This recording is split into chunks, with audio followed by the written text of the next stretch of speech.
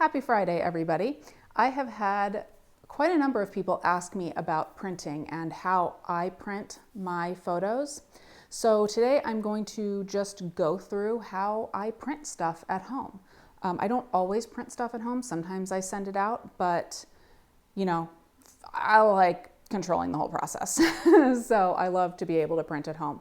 I have a review of this printer that is under a cover right now, but I wanted to show you the cover. So my Canon Pixma Pro 100 review is up above and you can check that out whenever you want. But today I'm just going to show you exactly how I print, the paper I use, and how I do everything in the computer with regard to specialty things that I do to edit for printing.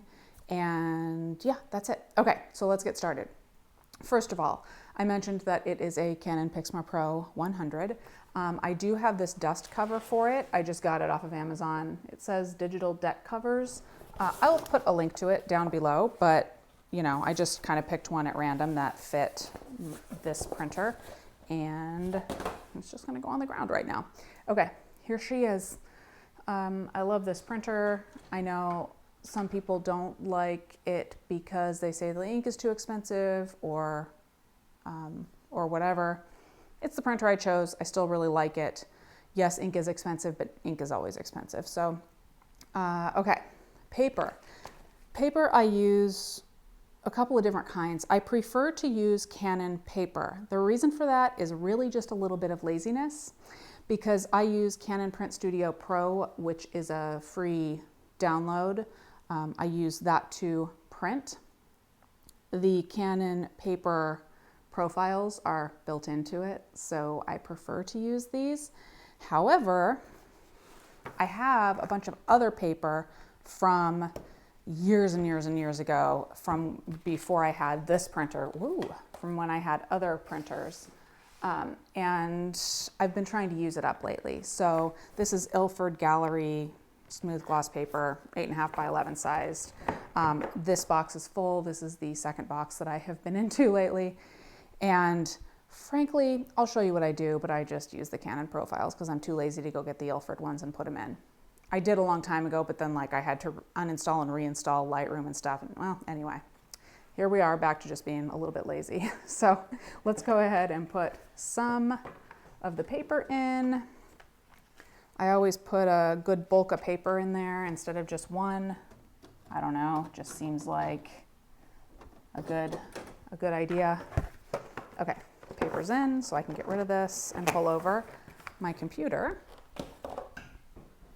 Okay, before I open this up, I'm going to pull over my computer and we will jump into my computer screen capture so you can see how I edit for printing.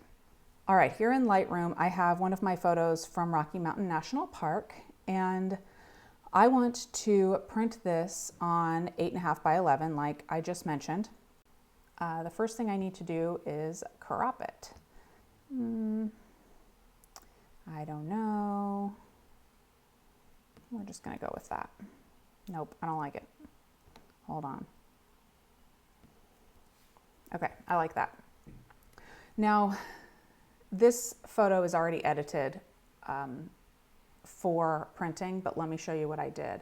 So a lot of times I have my screen way on the top brightness or maybe a couple of notches down. However, for printing, I always take it down about halfway. That's because your screens are much brighter than your paper. So when you have your screen on full brightness and then you go to print the image that you've made all beautiful in editing, it ends up being too dark. So I did edit this picture for this brightness. I increased the exposure a little bit, just made sure that there was at least some detail in the shadows. This is a very highly contrasted image. This stuff was really dark, even it was a super bright day, but this stuff was very dark, so I wanted to kind of maintain that.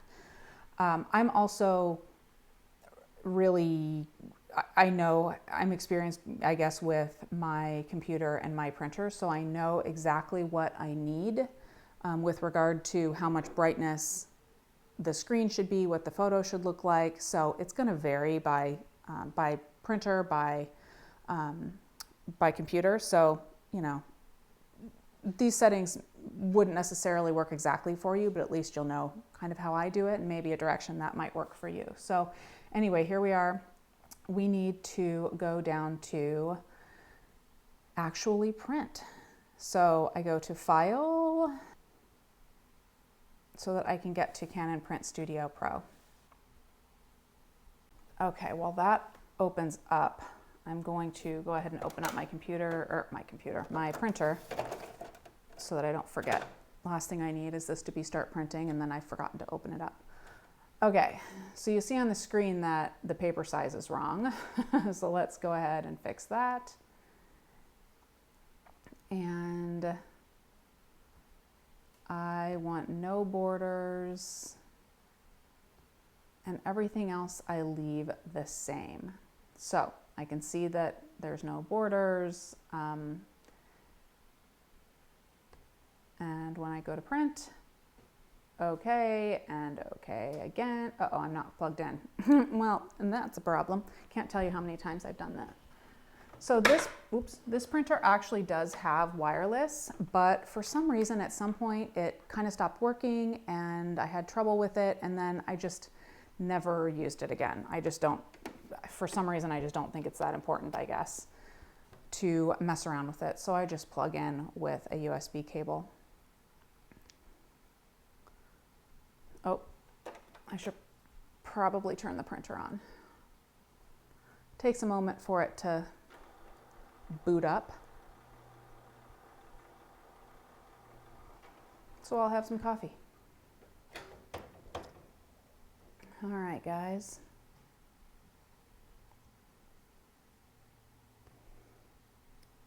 Now it's going to print here eventually. It's thinking about it. Ooh, it's starting. So this will take a little bit. So I'm going to drink my coffee, answer some emails while that prints.